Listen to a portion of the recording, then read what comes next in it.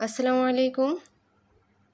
তৃতীয় থেকে পঞ্চম শ্রেণীর ইংরেজি গ্রামার অর্থাৎ ব্যাকরণ, ইংরেজি ব্যাকরণের পৃষ্ঠা নং 12। পৃষ্ঠা নং 12 এর এক্সারসাইজ অর্থাৎ অনুশীলনী 4, 5 এবং 6 নং আজকে দেখব। 4-এ আছে ইন্টারোগেটিভ সেন্টেন্স কিভাবে তৈরি করা হয়। ইন্টারোগেটিভ সেন্টেন্স কিভাবে তৈরি করা হয় সে প্রশ্নটি এখানে করেছে। তো বইয়ে দেয়া আছে ইন্টারোগেটিভ সেন্টেন্স প্রশ্নবোধক বাক্য, প্রশ্নবোধক শব্দ অথবা ক্রিয়াবাচক শব্দ দিয়ে এ বাক্য শুরু করা হয় এবং বাক্যের শেষে প্রশ্নবোধক চিহ্ন বসে। এখানে ইন্টারোগেটিভ সেন্টেন্স কাকে বলে এটা দেয়া আছে, কিন্তু কিভাবে তৈরি করা হবে তা দেয়া নেই। ইন্টারোগেটিভ সেন্টেন্স যেহেতু প্রশ্নবোধক বাক্য, সেক্ষেত্রে বাক্যে ডু, ডিড, ডাস বসে। তো এখানে যেহেতু আমাদের প্রশ্নটা করেছে ইন্টারোগেটিভ সেন্টেন্স কীভাবে তৈরি করা হবে, আমরা এখান থেকে প্রশ্নবোধক শব্দ থেকে বসে পর্যন্ত দেব এবং যেমন 1-2টা উদাহরণ দিতে পারি, তারপর আমরা গঠনটা লিখে দেব বা কিভাবে তৈরি করা হয় তা লিখে দেব। তাহলে গঠন: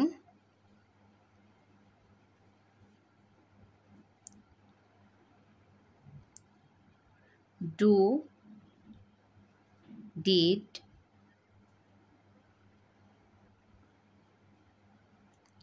ডাস,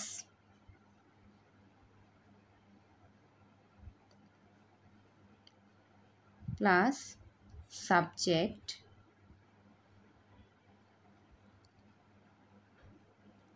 প্লাস মূল ভার্ব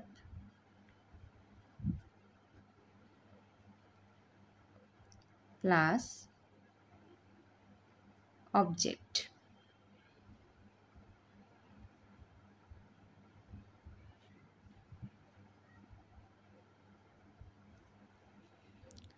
তাহলে ইন্টারোগেটিভ সেন্টেন্সের গঠনটা হচ্ছে do, did, does plus subject plus মূল ভার্ব প্লাস অবজেক্ট। এভাবে দিয়ে দিলেই অ্যান্সারটা হয়ে যাবে। এখন 5 নং দেখব। 5 নংয়ে আছে নিচের বাক্যগুলো অ্যাফার্মেটিভ হলে নেগেটিভ এবং নেগেটিভ হলে অ্যাফার্মেটিভ এ রূপান্তর করো। অর্থাৎ যেগুলো নেগেটিভ সেগুলোকে অ্যাফার্মেটিভে এবং অ্যাফার্মেটিভ যেগুলো সেগুলোকে নেগেটিভে রূপান্তর করতে বলেছে। 5 নংয়ের প্রশ্নগুলো আমি খাতায় উঠিয়ে নিয়েছি। তো এতে আছে দে প্লে ফুটবল, তারা ফুটবল খেলে। তাহলে এটা হচ্ছে অ্যাফার্মেটিভ। তো অ্যাফার্মেটিভকে কিভাবে নেগেটিভ করব? যদি বলি তারা ফুটবল খেলে না, তাহলে ইংলিশটা কিভাবে হবে, ইংরেজিটা ট্রান্সলেটটা কিভাবে হবে? দে ডোন্ট প্লে ফুটবল, তারা ফুটবল খেলে না। দে ডোন্ট প্লে ফুটবল, তারা ফুটবল খেলে না, প্রশ্নবোধক চিহ্ন। বিতে বলেছে আই ডোন্ট প্লে, আমি খেলি না। আই ডোন্ট প্লে এটা নেগেটিভ আছে, তো এটাকে অ্যাফার্মেটিভে নিব। আই ডোন্ট প্লে আমি খেলি না। এখন যদি আমি বলি যে আই প্লে, এটার অর্থ হচ্ছে আমি খেলি। তাহলে আই প্লে আমি খেলি। সিতে আছে I shall go to madrasa নাও, অর্থাৎ আমি এখন মাদ্রাসায় যাব। I shall go to madrasa now, আমি এখন মাদ্রাসায় যাব, এটা অ্যাফার্মেটিভে আছে। তো এখন নেগেটিভ করতে হলে আমি এখন মাদ্রাসায় যাব না। তো নেগেটিভ করলে সেন্টেন্সটা হবে I will not go to madrasa, madrasa now, আমি এখন মাদ্রাসায় যাব না, এটা প্রশ্নবোধক চিহ্ন হবে। আমি এখন মাদ্রাসায় যাব না। I will not go to madrasa now, আমি এখন মাদ্রাসায় যাব না। তো ডিতে আছে he can not read Urdu. সে উর্দু পড়তে পারে না। সে উর্দু পড়তে পারে না বা তিনি উর্দু পড়তে পারে না। তো এটা নেগেটিভে আছে, প্রশ্নবোধক চিহ্ন হবে এখানে, নেগেটিভে আছে। তাহলে অ্যাফার্মেটিভে নিতে হলে সেন্টেন্সটা এমন হবে যে সে উর্দু পড়তে পারে। তো হি ক্যান অর্থ পারা, can, he can read Urdu,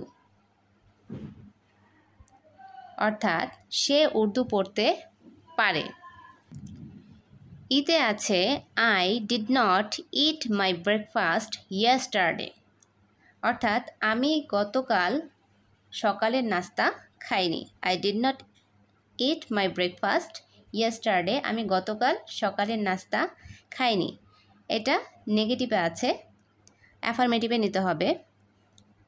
তো অ্যাফার্মেটিভে নিতে হলে বাক্যটি এমন হবে, আমি গতকাল আমার নাস্তা খেয়েছি। তাহলে I ate, A T E, at my breakfast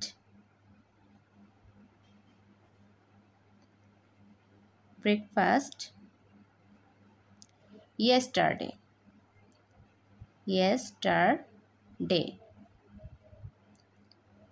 অর্থাৎ আমি গতকাল আমার নাস্তা খেয়েছি। I ate my breakfast yesterday.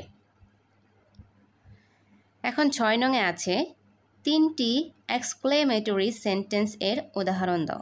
Exclamatory সেন্টেন্সের উদাহরণ দিতে বলেছে, বইয়ে আছে, এখানে সুন্দর করে দেয়া আছে। যে এক্সক্লেমেটরি সেন্টেন্স আবেগসূচক বাক্য, বেবাগী ওয়ার্ড যেমন হুররা, অ্যালাস, হোয়াট, হাউ ইত্যাদি শব্দ দিয়ে শুরু হয় এবং শেষে এক্সক্লেমেশন চিহ্ন বসে, অর্থাৎ বিস্ময়বোধক বাক্য বসে, বিস্ময়বোধক বাক্য বসে। এক্সক্লেমেশন অর্থ হচ্ছে বিস্ময়বোধক বাক্য। তো যেহেতু বলেছি 3টি উদাহরণ দিতে, এখানে 3টি উদাহরণ সুন্দর করে দেয়া আছে, এই 3টি অনায়াসে দেয়া যাবে, এখান থেকে 3টি দিলেই হবে। তো 6 নম্বরের অ্যান্সারটা যে এখানে সুন্দর করে ই নাম্বারটা দেয়া আছে, এখান থেকে দিয়ে দিলেই হয়ে যাবে।